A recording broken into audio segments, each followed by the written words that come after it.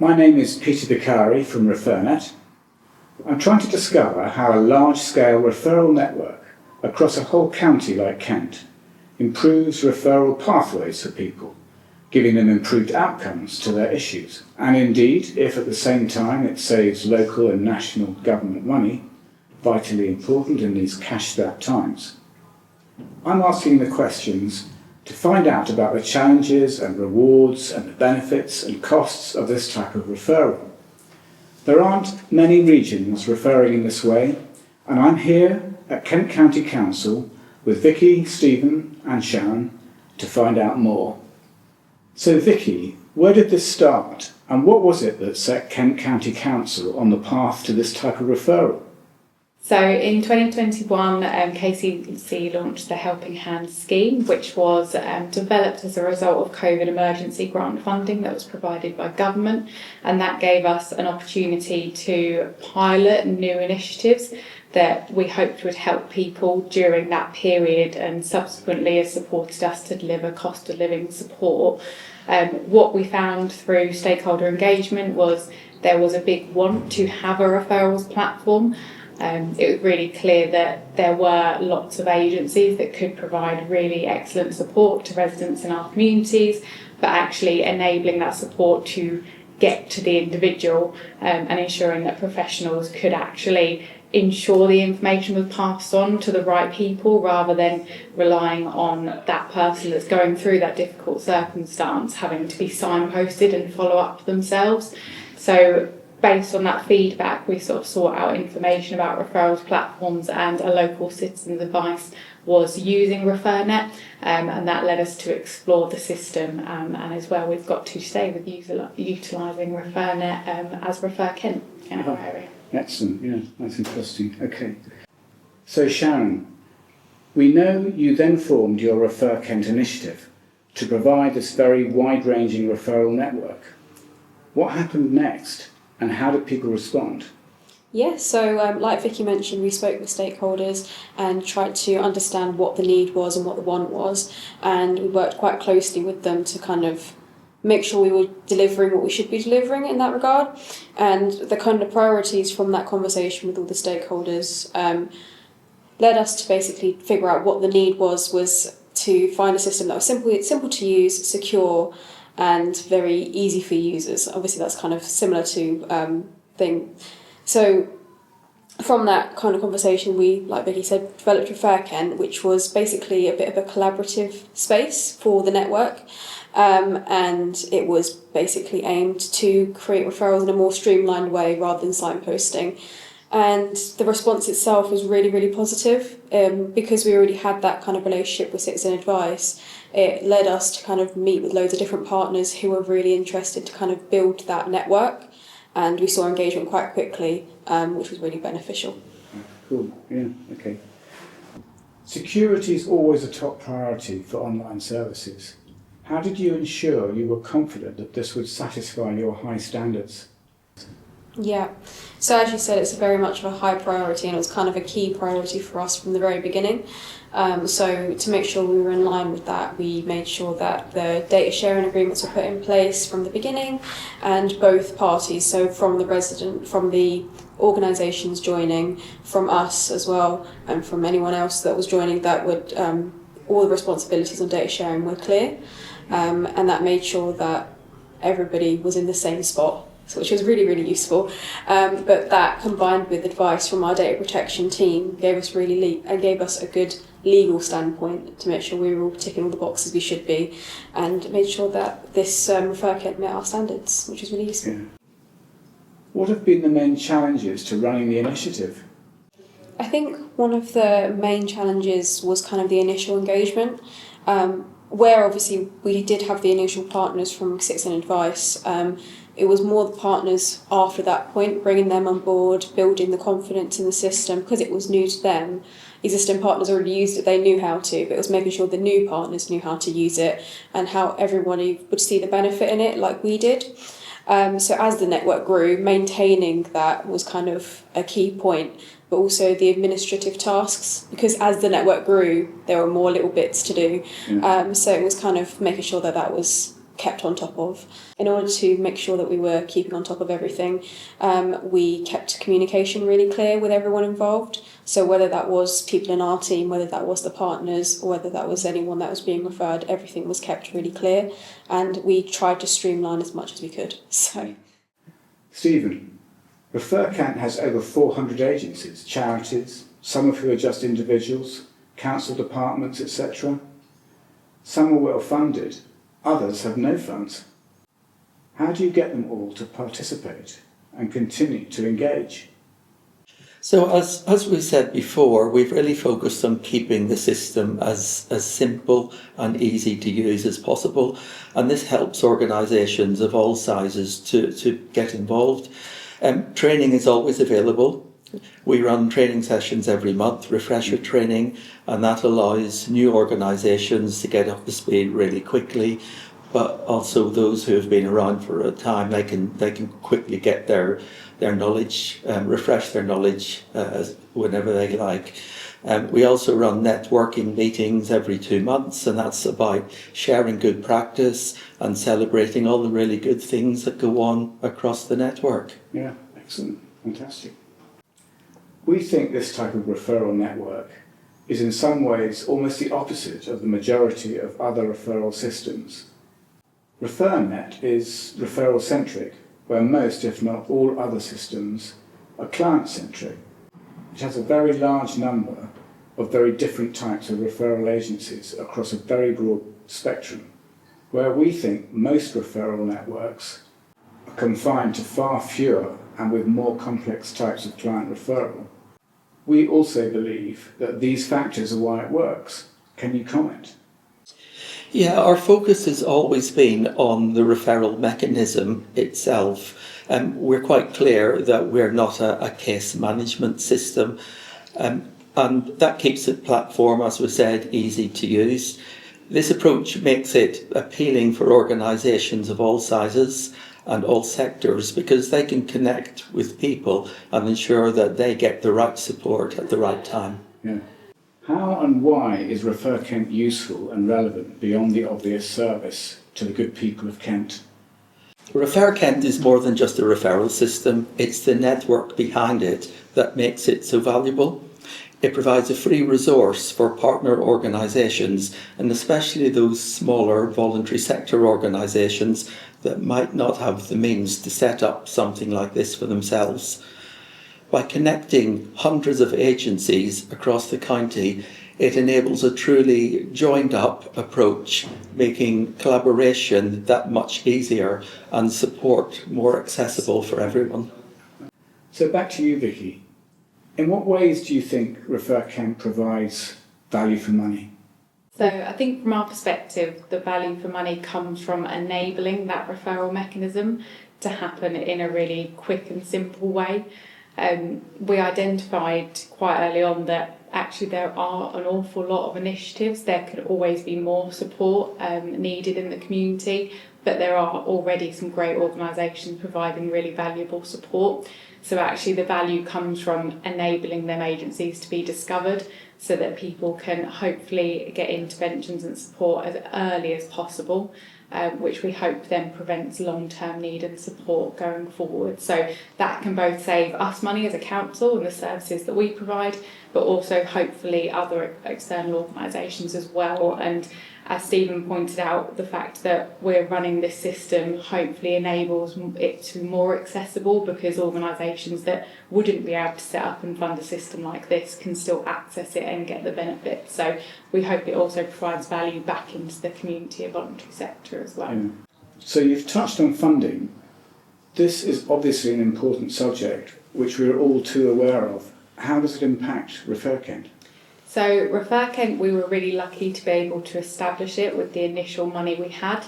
That came from a COVID emergency grant from government, which was utilised as something we call internally as the Helping Hands Fund. So the system currently is being funded from that scheme and has enabled us to deliver what we have done so far. But in terms of the future, it's something that we are looking at options for funding. a potential route for this kind of system is looking at multi-agency funding. So if several larger organisations can see the benefit and we can prove the benefit of it, it might be something we can collectively deliver as a system-wide approach. But equally, you know, there are potential other funding mechanisms, government grants, etc., that could be utilised because the scale of impact for ReferKent can be proven, and also because it does tick a lot of different support boxes because we're able to provide referrals for a large amount of organisations. It potentially ticks a lot of objectives of different grant funds. So it's something that, whilst we're always aware of that kind of what happens next with funding, we feel quite comfortable with ReferKent about exploring them options and having a few different routes and avenues that we could go to keep it going and keep it sustainable as well. Yeah, okay. Stephen, from your perspective, how has ReferKent changed the referral journey for citizens themselves? I think ReferKent has made the referral journey much simpler and faster for residents. Instead of being passed about from one organisation to another and having to tell their story over and over again, it means that people are now connected to the right opportunity quicker and more securely. It reduces the stress for them, it saves time, and it ensures that they get help when they actually need it. Okay. Vicky, what are your ambitions with this referral process moving forward? So we'd really like to focus on increasing the number of referrals that are being made through the system, and we've achieved a really large amount of organisations and teams using it. So we really want to see that being embedded into their day-to-day processes rather than being an additional system that they kind of have that's accessible. We've got some great examples of organisations and teams that it is just part of the day-to-day and what they do and part of that customer journey, and we really would like to see that best practice mirrored in other areas. As well as that, we want to kind of continue our engagement with wider services in the public sector, so things like health, police, social care, to see how the system can further benefit wider areas of public sector as well. So that's our ambitions, what we'd like to do moving forward. Okay, that's really interesting. So we're coming to the end now. Is there anything further you'd like to add about the value of the referral system to you and any lessons, benefits or challenges you've experienced along the way? So I think the biggest thing to say is it's always hard starting something new, especially when you want to engage with partners that are outside of your organisation. It can be really challenging to sell it.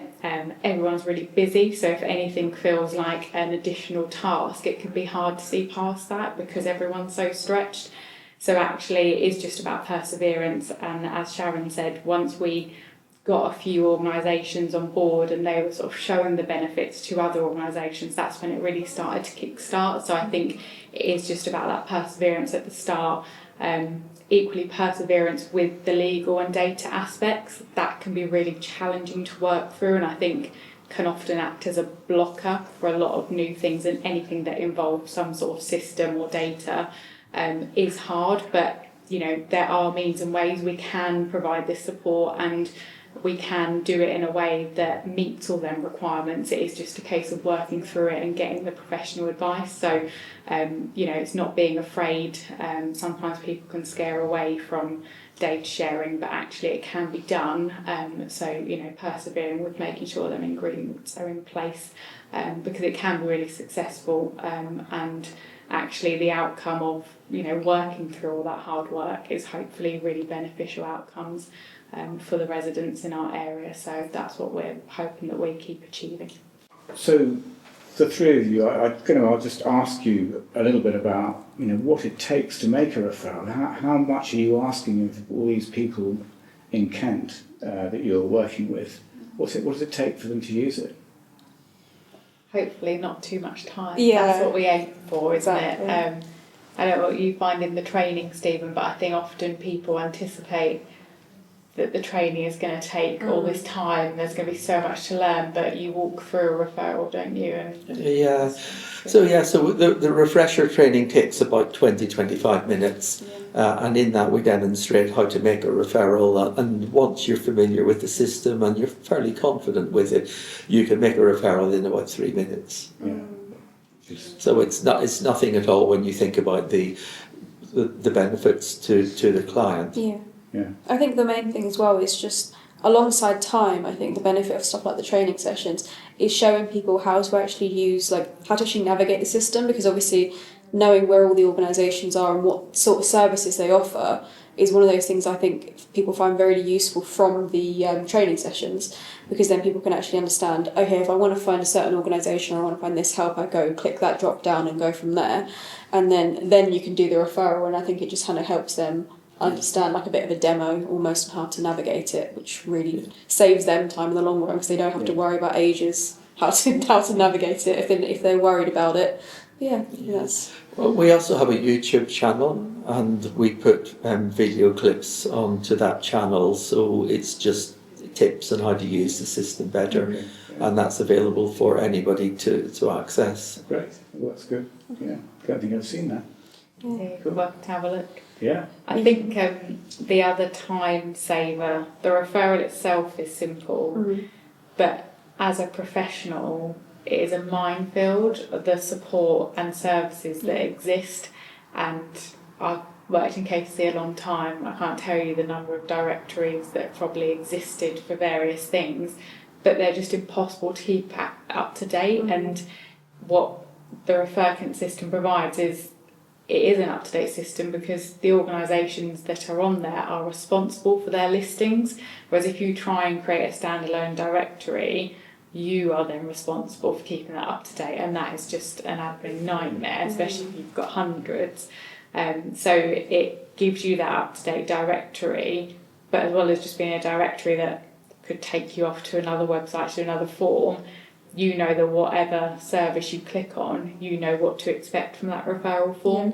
And it also is allowing you to search for the most appropriate support, rather than just relying on, you could get a professional that has over 20 years experience, that has got a breadth of knowledge of organisations they could refer you to, or you could be with a professional that's brand new, and how do you ensure you get a consistent service? And actually the system is how you ensure you get that consistency, because anyone, no matter what their knowledge, can go on and search, I need to find support, energy support for this individual, what is available for them in their local area. And that could be, anyone can do that. You don't need that prior knowledge of the organisation. So I think that's a real time saver in itself. Yeah, but that's made me think about, for example, like managers who are like primary users, they can then save time by then but seeing what's going on as an overview when they go on the homepage of what their staff members are up to, and what the referral stage is at as well. Because I think we've had some feedback as well, just that it's useful for the primary user or manager to basically then, if there's any referrals that are waiting, like say so Stephen's chased them, they can then follow it up with the relevant staff member, which I think saves time in the long run. So then we're not just waiting on someone to get back from leave. That manager can then keep an eye on everything and make sure everything's all up to date as needed. So that's another time saver, I think. Excellent. And it's very topical at the moment as well, because we're all talking about the Crisis and Resilience Fund, which is about to come out from April 26. So we anticipate that ReferKent will be an essential part of the offer that we provide at Kent County Council. So we'll be using it to refer people on to other organisations to help our clients, our residents, to build their resilience and to make sure that they get out of a crisis and that they stay out of that crisis. So there's one other thing I'd just like to ask Vicky and Shannon. I mean, you obviously do know this, but I'm going to ask it. How long have you been running it for? And been a long journey. You've been there since the start, Sharon, but the system actually started in 2022, but a lot of the work before would have happened beforehand in 2021. Yeah, so I joined just before launching, so that all the groundwork was done just before I joined in 2021, but we actually launched the system, and I think it was September 2022, and it's been going from growth to growth, strength to strength since then, I think. But yeah, I was kind of involved in the initial. I was admin at the very beginning, and then I've grown, and I moved on to other things. So I was seeing it grow from smaller groups of people to email to bigger and bigger, and now we have newsletters and things like that we share. But yeah, it's been great. I do recall that, and it's certainly our experience that it does take quite a long time to get something like this up and running when you've got a large network going, and we've seen it, as I say, elsewhere in the UK. Probably longer than people expect, I think. I think so. I think it's like what Vicky was saying. It's about the embedding of it. Even we had to take a while to embed it into our normal day to day and things like that, and just kind of proving that it needed to be the benefits of it, because it just takes a little bit of time. Yeah, I think. Yeah. It's also prioritising the resource. We were lucky at the beginning. We had a lot of support from our senior stakeholders, and that really helps, because it helps you need the support to get things over the line and get things signed off, but you also need the support to make sure it's resourced appropriately, because the resource we've had on the system has varied a lot over the time that we've had it, and that's just because the start phase of launching something, you need a slightly different team to what you do when you're trying to boost the promotion and get more people on board, to now when actually we still very much promote it, but actually our aims are more about working on the organisations that are already using it and supporting them, and a slightly different approach to just trying to get as many organisations as possible in the early stages, because it is a chicken and egg system. People won't utilise it to make referrals if you don't have the organisations that you can refer to.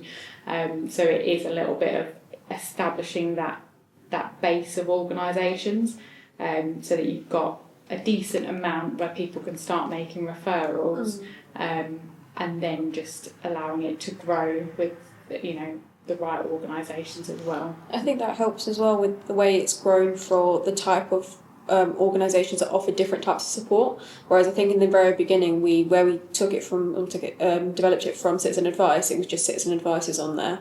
So then we grew it to different types of support, from food, fuel, not money advice. I'm thinking of all the others now, but I can't think of all of them. But now that's grown even more to kind of show that it's just gone even bigger, and it's just like Vicky was saying, you can't have the results without having the organisation and the type of support. So it's just kind of one thing goes from another, I think.